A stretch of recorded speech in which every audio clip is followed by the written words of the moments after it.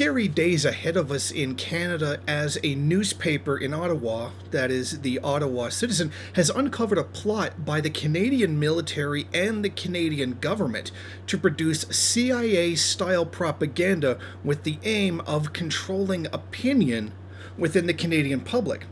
Now, the new Defense Strategic Communications Group, which was unveiled by documents that were obtained by the Ottawa citizens, that the group will advance national interest by using defense activities to influence the attitudes, beliefs, and behaviors of audiences, according to the document, which was dated October 2020.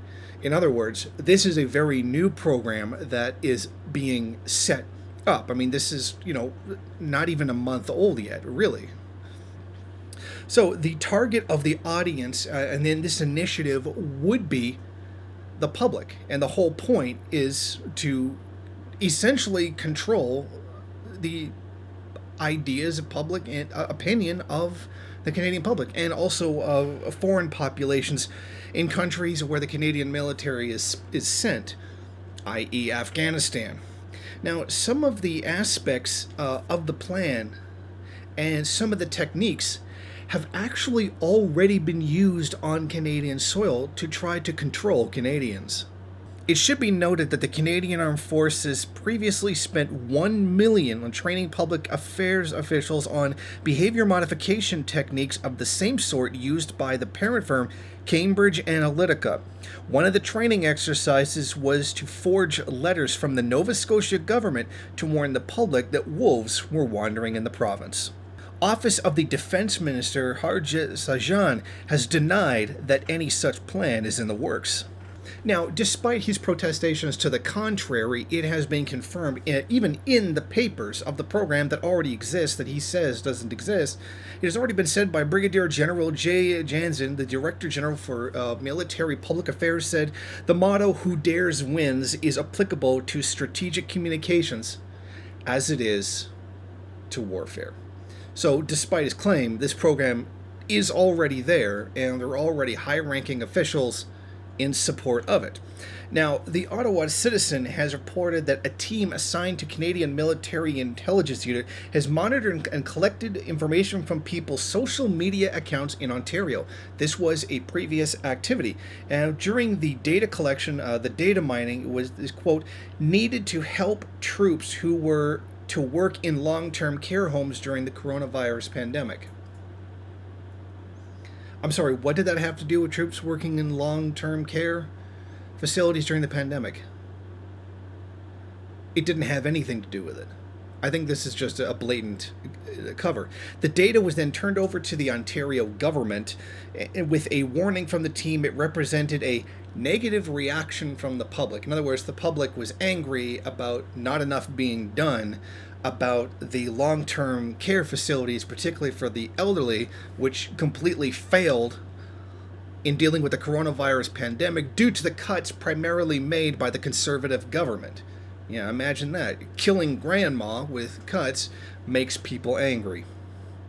Now, the plan also says that the Defense Stratcom will focus on effects and outcomes among key audiences and will provide clear direction on aligning actions, efforts, and resources in pursuit of strategic objectives.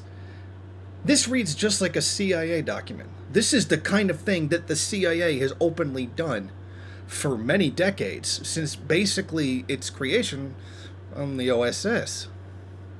Now, they have plans using the social media accounts of active military personnel and giving them pre-approved messages that they want to go into the public, with it appearing as though it is the opinion of the Canadian Armed Forces personnel. So this isn't even just propaganda. They're forcing soldiers to have a particular opinion or broadcast that opinion as though it was actually theirs. And if that were me, well, I'd be pretty angry at my, higher-ups for something like that. Now, it also, the documents also show that they have plans of using links with military-friendly academics or retired senior military staff so they can use to push out pre-approved Canadian Forces messages in their social media or their interactions with journalists. In other words, they're going to start embedding the Canadian military with journalists, academics, and social media the same way that the United States has, something that has accelerated over the last, well, since the creation of the so-called War on Terror. That kind of CIA public opinion manipulation is now coming to Canada, and this is very frightening indeed. Sajan had originally approved the weaponization of public affairs initiative started in 2015, along with a separate but significant expansion of military propaganda capabilities for various units. The Liberals outlined their 2017 defense strategy policy, the need for the Canadian military to become more involved in propaganda and information warfare. Now, this shows that it's very much a nonpartisan idea. I mean, you would expect something like this out of conservatives, but it is very much coming out of the Liberal Party. So you can essentially blame both parties for this, or you could rightfully blame the system that needs this kind of opinion control. I mean, people talk about, all manner of, they're telling me what to think, they're telling me what to say. Here it is in Canada, CIA style opinion control coming here.